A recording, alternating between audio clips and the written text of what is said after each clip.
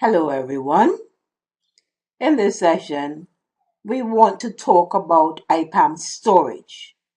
In previous sessions, we said that Ipam storage consists of either the Windows internal database or SQL server.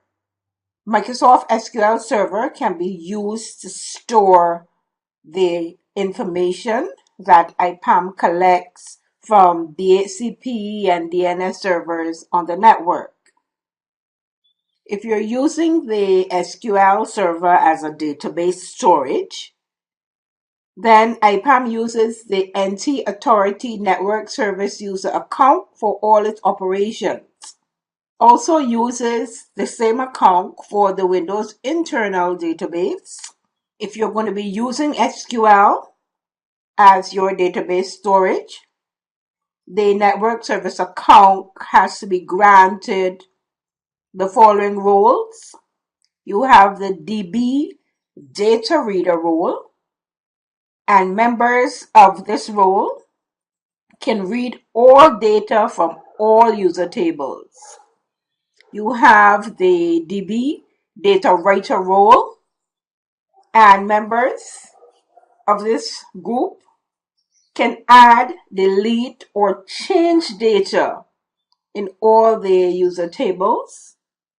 Then you have the database DLL admin role, and members of this group can run any data definition language command in the database.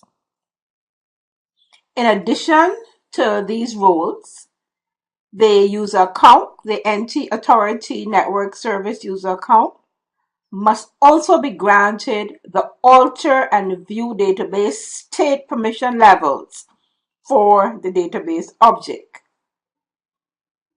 As we looked at in previous sessions, if we want to move or migrate the database from the WID to the SQL, the command that you would use is move Ipam database. A single Ipam server can support up to 150 DHCP servers and 500 DNS servers.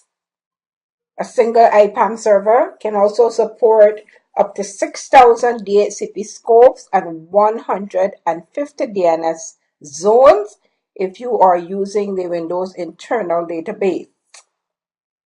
Ipam will also store 3 years of forensics data, that is your IP addresses, host media access control addresses, user log on and log off information, and all of this in the internal database.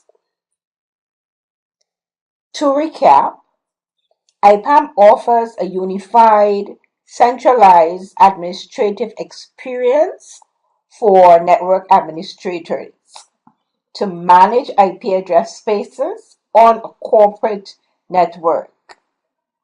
Ipam enables network administrators to completely streamline the IP address space administration of your network and uses Microsoft SQL and Windows internal database to store the data that it collects from your infrastructure servers such as DNS and DHCP servers on the network.